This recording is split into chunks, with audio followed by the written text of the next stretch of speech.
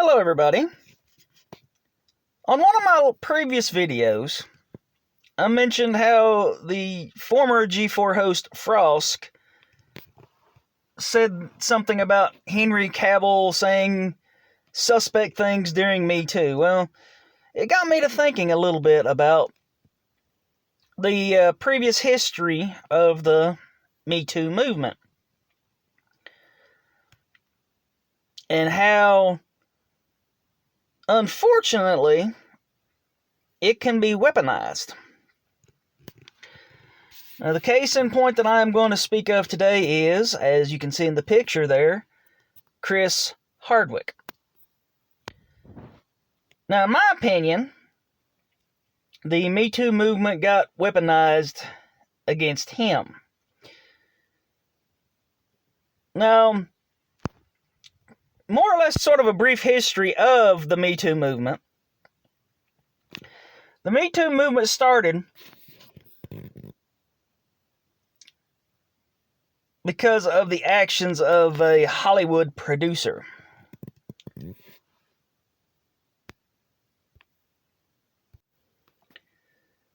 That producer's name, of course, as you know, Harvey Weinstein. I am not here to defend Harvey Weinstein. I believe what he did was pure slime, in my opinion.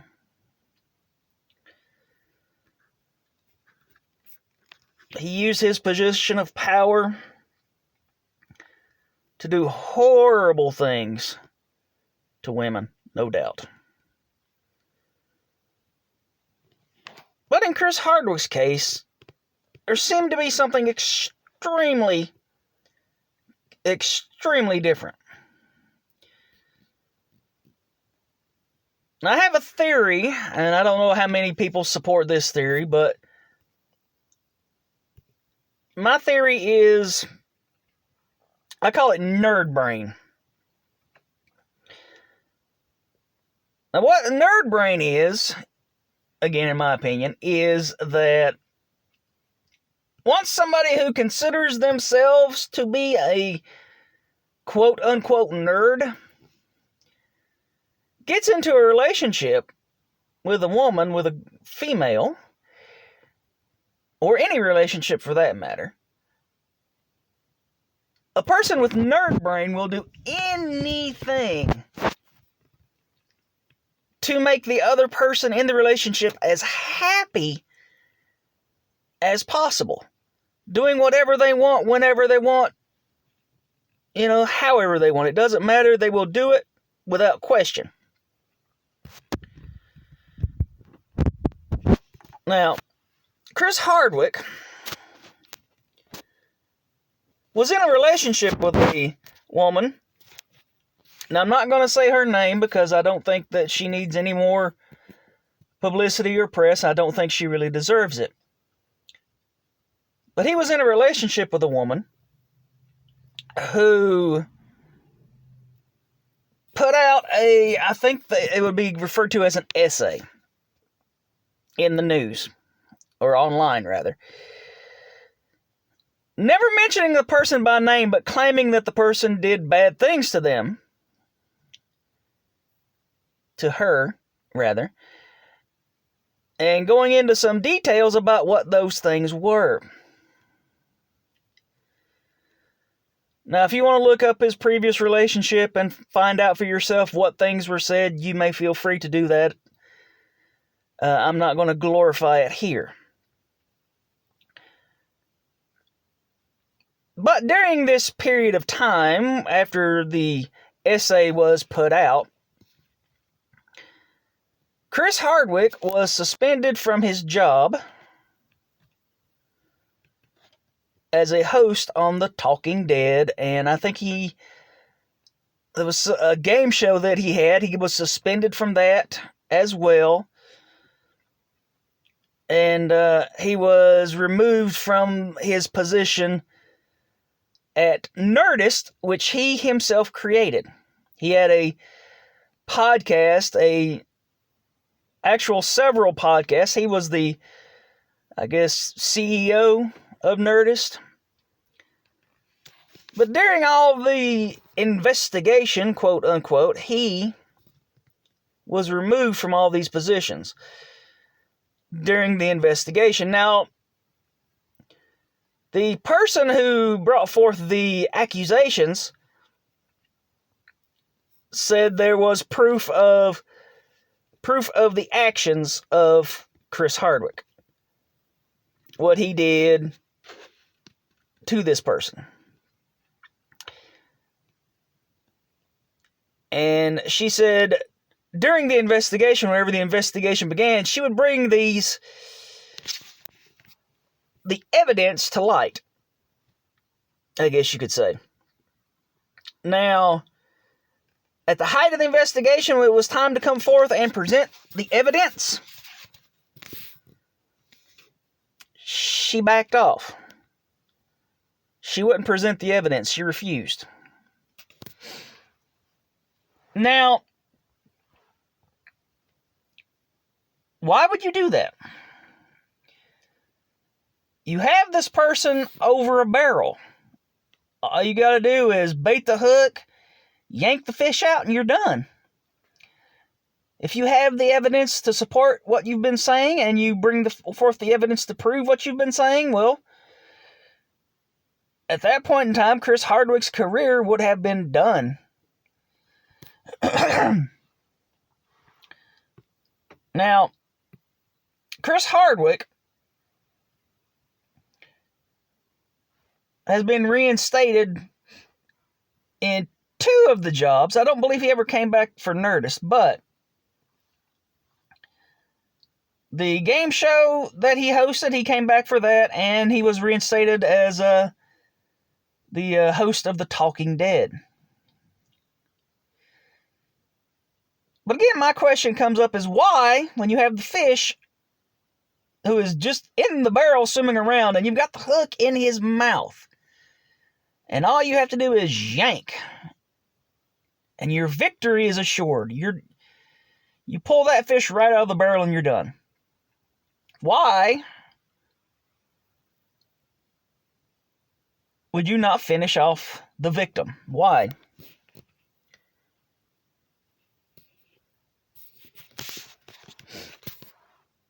Now, what I believe is this person didn't really have the evidence. And the reason why I am thinking this is that at the time that this quote-unquote essay was put out, Chris Hardwick was no longer with this person.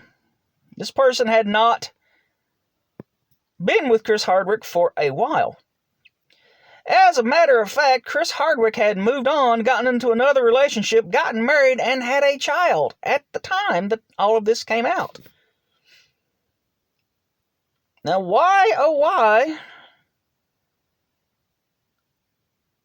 would you not just go ahead and finish off the person? Is the major question that I'm having. And so the person in question, her career, if you could call it that at this point, totally, completely tanked out. She was on a reality TV show while she was dating Chris Hardwick. And what the reality show was about was cosplay. And she was one of the people that the show was focusing on among several other people, but she was one of the main people. And Chris Hardwick actually popped into the show occasionally alongside of her while they were dating. Well, again, their relationship fizzled out. Now, from what I understand, now this is just what I've heard. I don't know if this is how true this is, how 100% factual this may be. It could be wrong, but this is just what I've heard. What I've heard is the woman cheated on Chris Hardwick. And Chris Hardwick found out about it. A nerd brain can handle a lot of things, but that is one that is a little on the rough side. And I'm sure that he probably tried to reason, she slipped up. Maybe she won't do it again. But then again, what I also heard is she did do it again. So he broke up with her, and from what I understand, now again, and this is just what I've heard, I don't know, he broke up with her through a text. I know that's a bad thing for a guy to do to a girl, a bad thing for a girl to do to a guy, to be honest with you. But that's what I heard. Now, this is another theory of my nerd brain situation here. If he had tried to break up with her in person, he probably wouldn't have been able to pull it off, because his nerd brain would have been screaming, don't do it, don't do it, you're never going to get anybody better, don't do it, don't do it. Stay with her, it'll get better, blah, blah, blah. And that would have been nerd brain talking. The only way he could have, went through with it, gone through with it, was through a text.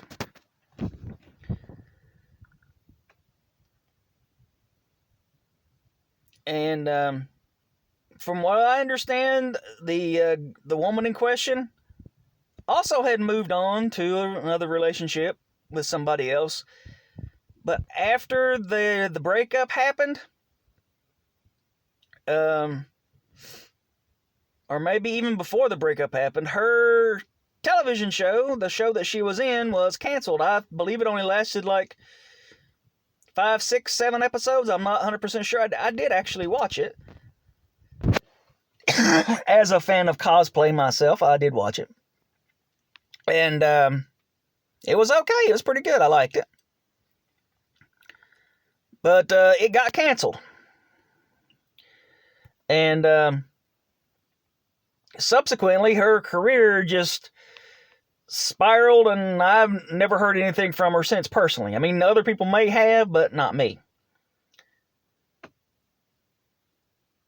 So, in my opinion, and only my opinion, I believe her career hit a low so bad she hit a point of desperation and decided, I need to get back in the spotlight. What's the best way to do that? Oh, Me Too.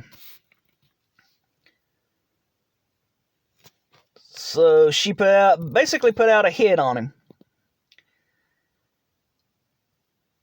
And in this case, because she didn't come through with her evidence that she claimed she had, the hit failed. And he got at least 2 of his jobs back. Again, I don't believe he's back in the Nerdist head chair. But, a company that he founded, he laid the groundwork for, and he can't be a part of it. Not at the head anymore. I mean, he still may be in the shadows working at Nerdist or controlling Nerdist or whatever, but he can't do his podcast anymore. And that was probably one of the major joys in his life, getting to speak with people, getting to talk to people, getting to know celebrities, other celebrities. But that was taken away from him because of the Me Too movement. Now again, this is just my opinion, but I believe maybe in just this one case, Me Too was weaponized, and this proves that it can be weaponized. An innocent person can be blamed for something that they didn't do. And in the court of popular opinion, if they say you did it, then you did it. And honestly, I don't think that's right. Now, in the case of Harvey Weinstein, One brave soul, one brave woman came forth and actually recorded him doing what he did. All the sleazeball tactics that he would use to do what he did. One brave woman came forth and recorded all of it and had 100% proof.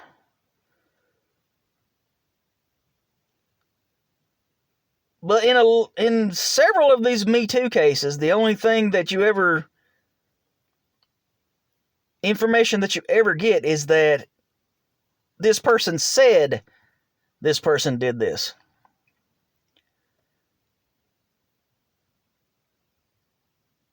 No physical proof, no videotape, no recording. They just said they did it. And that's enough. You know, people get fired from their jobs. They lose their careers.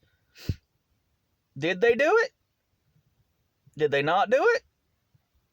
We don't know. They say that it's under investigation, but when it's under investigation, the people have already lost their jobs. Their careers are over with.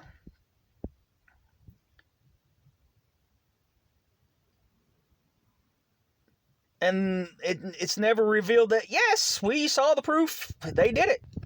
100%. We know it's true. You never hear yes, no. They're just gone.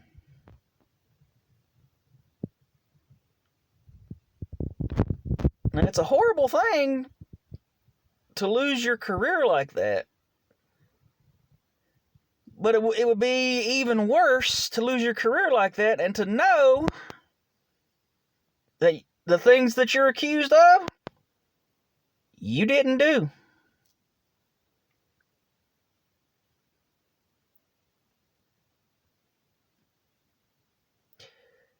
I want to thank everybody for listening to this, and I hope you like, share, comment. I know many of you, if there are many of you, I know you're going to disagree with me.